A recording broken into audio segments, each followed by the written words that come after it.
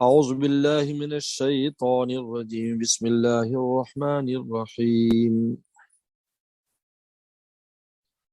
ألم تر إلى الذين يزعمون أنهم آمنوا بما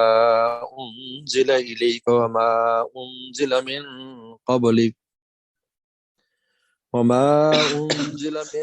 قبلك يريدون أن يتحاكموا إلى الطاغوت وقد أمروا أن يكفروا به ويريد الشيطان أن يضلهم ضلالا بعيدا وإذا قيل لهم تعالوا إلى ما أنزل الله وإلى الرسول رأيت المنافقين يصدون عنك صدودا فكيف إذا أصابتهم مصيبة بما قدمت أيديهم ثم جاءوك يحلفون بالله إن أردنا إلا إحسانا وتوفيقا أولئك الذين يعلم الله ما في قلوبهم فأعرض عنهم وعظهم وقل لهم في أنفسهم قولا بليغا صدق اللہ مولانا العظیم۔ یہاں سے اللہ تعالیٰ ان یہود کی ایک اور شرارت کو اور ایک اور قباحت کو بیان کر رہے ہیں کہ یہ لوگ، ان میں کچھ لوگ ایسے تھے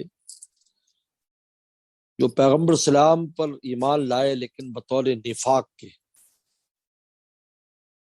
اور جو منافقین تھے مدینہ شریف میں ان کے ساتھ وہ ملے ہوئے تھے،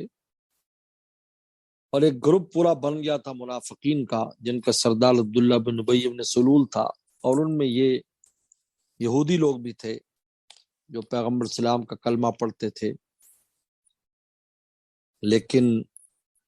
اپنے فیصلوں میں اور اپنے معاملات میں شیاطین کے پاس جاتے تھے، یہودیوں کے پاس جاتے تھے۔ شیاطین مراد ہے کہ یہودی جو لوگ تھے، جو ان میں سردار تھے یا ان میں جو ان کے ربی لوگ تھے، مذہبی لوگ تھے، ان کے پاس اپنے فیصلے لے کر جاتے، حالانکہ حضور صلی اللہ علیہ وسلم کا کلمہ پڑھتے تھے، کیونکہ وہ لوگ رشوت لے کر فیصلوں میں تبدیلی کر لیتے تھے۔ اسی طرح کے ایک معاملہ اس وقت پیش آیا کہ ایک آدمی جو ہے، جو اپنے آپ کو مسلمان کہتا تھا، اس کے ایک یہودی کے ساتھ معاملہ ہوا، یہودی کے ساتھ اس کا معاملہ پیش آیا۔ بشر اس کا نام تھا، بشر نامی نام تھا اس کا، وہ جو منافق تھا، مسلمان کہلاتا تھا، یہودی کے ساتھ مسئلہ پیش آیا۔ اور یہودی کو یہ پتا تھا کہ اگر یہ فیصلہ، اب وہ کہنے لگے قاب ابن اشرف سے فیصلہ کراتے ہیں۔ قاب ابن اشرف جو بنو قریظہ کا سردار تھا یہودیوں کا، کہ اس کے پاس ہم مسئلہ لے جاتے ہیں، اور یہ چونکہ تھوڑا مالدار تھا منافق، اس نے کہا کہ چلو میں پیسے ویسے دے کر اس اپنے حق میں فیصلہ کرا لوں گا۔ یہودی اس بات کو جانتا تھا کہ ہمارے جو سردار ہیں وہ لوگ انصاف کا فیصلہ نہیں کرتے، جیسے کہ پیچھے گزرا ہے، وہ رشوت لے کر اور سفارش پر غلط فیصلہ کرتے ہیں۔ انہوں نے کہا نہیں، میں تو محمد رسول اللہ علیہ وسلم کے پاس لے جاؤں گا، تمہارے پیغمبر کے پاس میں لے کے چلتا ہوں۔ تو وہ جانتے تھے حضور صلی اللہ علیہ وسلم بالکل انصاف سے کام لیتے ہیں۔ جب یہ ہوا تو خیر حضور صلی اللہ علیہ وسلم کے پاس، اس نے بھی کہا کہ تو عجیب ہے، تو سلم کا کلمہ پڑھتا ہے تو کیوں نہیں چلتا؟ چلو، آپ علیہ السلام نے اس یہودی کے حق میں فیصلہ دیا، کیونکہ انہی کا اسی کا حق بنتا تھا، وہ چیز یا جو حق تھا وہ یہودی کا ہی بنتا تھا، اور مسلمان کو یعنی وہ مقدمہ ہار گیا کہ جو منافق تھا۔ تو اس نے کہا کہ نہیں ٹھیک ہے، نہیں یہ نہیں ہوا، صحیح نہیں ہوا، ہم حضرت عمر کے پاس چلتے ہیں، اس منافق نے کہا۔ اور اس کے ذہن میں یہ تھا کہ حضرت عمر چونکہ بڑے سخت ہیں کافروں پر اور منافقین پر، لہٰذا وہ میرے حق میں ہی فیصلہ دیں گے۔ یہ کہا، اس نے یہ بات سوچی تو وہ حضرت عمر رضی اللہ عنہ کے پاس گئے، یہودی نے ساری بات بتا دی. انہوں نے کہا اس طرح حضور صلی اللہ علیہ وسلم کے پاس ہم فیصلہ لے گئے تھے، آپ نے میرے حق میں فیصلہ کیا ہے، دلائل میرے مضبوط ہے، میرا حق بنتا ہے، اس نے میرا حق مارا ہے. حضرت عمر رضی اللہ تعالیٰ عنہ کو بہت غصہ آیا، اور آپ اٹھو نے کہا اچھا میں ابھی اندر سے ہو کر آتا ہوں. تلوار لے کر آئے اور آپ نے اس بشر نامی منافق کو قتل کر دیا. انہوں نے کہا جو اللہ رسول کی نہیں مانتا اس عمر اس کا یوں فیصلہ کرتا ہے. جب یہ بات ہوئی تو اب اس کے رشتہ دار اکٹھے ہو گئے، اور اکٹھے ہونے کا وسلم کے پاس آیا کہ عمر نے ہمارے آدمی کو قتل کر دیا، ناحق قتل کیا، اس کا قصاص لیا جائے عمر سے رضی اللہ عنہ.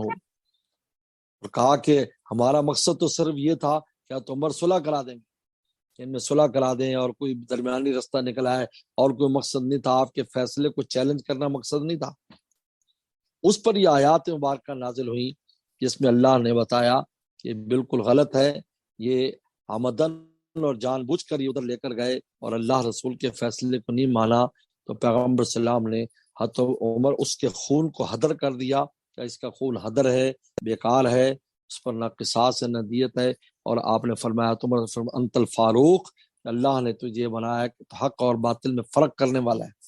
فاروق فارق کا مبالغہ ہے کہ فاروق وہ ذات جو حق اور باطل میں فرق کر. اس کے بعد سے ان کا لقب فاروق پڑ گیا، جس طرح سیدنا صدیق اکبر رضی اللہ عنہ کا لقب معراج کی تصدیق کی وجہ سے صدیق پڑ گیا، اس فیصلے کی وجہ سے حضرت عمر رضی اللہ عنہ کا لقب فاروق پڑ گیا. اللہ تعالیٰ ان آیات میں ان کی اس قباحت کو اور اس شناعت کو اور اس نالائقی کو بیان فرما رہے ہیں. الم تر الذین یزعمون، آپ نے دیکھا ان لوگوں کو جن کا یہ خیال ہے، یزعمون یعنی دعویٰ کرتے ہیں، زعم ہے، انہم آمنوا بما انزل الیک کہ وہ ایمان لائیں اس چیز پر جو آپ پر نازل ہے، قرآن پر ایمان لائیں، آپ پر ایمان لائیں، وما انزل من قبلک اور ان کتابوں پر جو آپ سے پہلے اتری ہیں، تورات انجیل پر بھی ایمان لائیں اور آپ پر بھی لائے، کیونکہ یہودی پہلے تورات پر بھی ایمان تھا، پھر قرآن پر کہا کہ لے آئے. لیکن کرتے کیا ہیں، یریدون یتحاکمون الطاغوت، چاہتے ہیں کہ اپنے قضیے اور فیصلے کرائیں الی الطاغوت، شیطان سے. طاغوت سے مراد ہے تمام وہ لوگ سردار اور وہ لوگ جو باطل کی اور رشوت کے ساتھ غلط فیصلے کرتے ہیں، سب اس میں داخل. وقد امروا ان یکفروا بہ، حالانکہ ان کو حکم دیا گیا ہے کہ وہ انکار کریں اس کا، یعنی شیطان کا اور ان کا انکار کریں. یہ جو لوگ ہیں جو یہودیوں کے سردار ہیں، ان کا انکار کرنے کا حکم ہے، شیطان کے انکار کا حکم ہے، اور یہ ان کے اپنے فیصلے لے کر جاتے ہیں. وَيُرِيدُ الشَّيْطَانُ يُضِلَّهُمْ ضَلَالًا بَعِيدًا، اور شیطان چاہتا ہے کہ ان کو گمراہ کرے، دور گمراہ کر دے. ضلالًا بعیدا نے بہت دور لے جائے گمراہی میں، جہاں سے واپسی ممکن نہ ہو. وَإِذَا قِيلَ لَهُمْ، جب ان سے کہا جاتا ہے تعالوا إِلَىٰ مَا أَنزَلَ اللَّهُ وإلى الرسول، کہ آؤ اس فیصلے اس حکم کی طرف جو اللہ نے نازل کیا ہے، وإلى الرسول اور آؤ رسول کی طرف، یعنی قرآن مجید سے فیصلہ کرائیں، رسول اللہ سے فیصلہ کرائیں. رأیت المنافقین، تو آپ منافقوں کو دیکھو گے، یصدون عنک صدودا، یصدون آپ کی طرف آنے سے رکتے ہیں، یصدون عنک صدودا آپ کی طرف آنے سے رک جاتے ہیں، اٹک جاتے ہیں. فکیفا، کیسے پھر وہ کیسے ہوگا، اذا اصابت مصیبہ، جب ان کو کوئی مصیبت پہنچے، بما قدمت ایدیہم ان کے اپنے ہاتھوں کی کرتوتوں کی وجہ سے، بما قدمت ایدیہم اس کی وجہ سے جو ان کے ہاتھوں نے آگے بھیجا ہے، انہیں کی مصیبت پہنچے، اس سے مراد وہ قتل، بشر کو قتل کیا گیا. ثم جاؤک کا، اب اس کا قبیلہ آپ کے پاس آ رہا ہے، آتے ہیں آپ کے پاس، یحلفون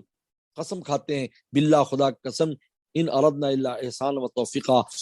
ہم یہ چاہتے تھے کہ بھلائی اور ملاپ ہو جائے، توفیق ملاپ ہو جائے، یعنی ہم چاہتے ہیں عمر رضی اللہ عنہ کے پاس ہمارا آدمی اس لیے گیا تھا تاکہ وہ صلح کرا دیں، یہ مراد کہ ہمارا بھلائی مقصود تھی، ہمارا اتفاق اور صلح مقصود تھی. قسم کھاتے ہیں اللہ تعالیٰ کی. اللہ تعالیٰ فاولئک یعلم اللہ ما فی قلوبہم، یہ وہ لوگ ہیں اللہ جانتے ہیں جو ان کے دلوں میں، یعنی بالکل جھوٹ بول رہے ہیں، ایسا کچھ نہیں. فارض عنہم، بس آپ ان سے اعراض کریں، وعظہم اور ان کو پھر بھی نصیحت کریں، باوجود ہے کہ نصیحت کا فائدہ نہیں ہے لیکن آپ نصیحت کریں. یہ عجیب بات ہے، انسان کو کبھی مایوس نہیں ہونا چاہیے، انسان کہتا رہے، خود کو تو ثواب ملے گا نا۔ وَقُلْ لَهُمْ فِي أَنفُسِهِمْ قَوْلًا بَلِيغًا، اور ان کو ان کے حق میں کہیں ایسی بات بلیغا جو اندر تک پہنچنے والی ہو۔ بلیغ بلغا سے یعنی جو دل کی گہرائیوں میں پہنچ جائے، اس قسم کی بات آپ کریں، شاید ان کا کام بن جائے۔ قُلْ لَهُمْ فِي أَنفُسِهِمْ، اور ان سے کہیں ان کے حق میں قولاً بلیغا، قول بلیغ، ایسی بات جو دل کے اندر پہنچ جائے، قولاً بلیغا، کام کی بات، کام کی بات کہیں، اور ایسی بات کہیں جو ان کے دلوں کے اندر اثر کرے، اس قسم کے آپ ان سے بات کہیں۔ تو یہ اللہ تعالیٰ نے ان منافقین کے اور وہ یہودیوں میں جو منافق بن جاتے تھے ان کے طریقہ کار کو بتایا کہ وہ حضور صلی اللہ علیہ وسلم کے ساتھ ان کا کیا برتاؤ تھا، باوجود وسلم کے کلمہ پڑھنے کے یہ غیروں کی پاس فیصلے جانا پسند کرتے تھے، حضور صلی اللہ علیہ وسلم سے فیصلے نہیں کراتے تھے کیونکہ آپ کے فیصلے انصاف پر مبنی ہوتے تھے۔ صدق اللہ مولانا نصیر۔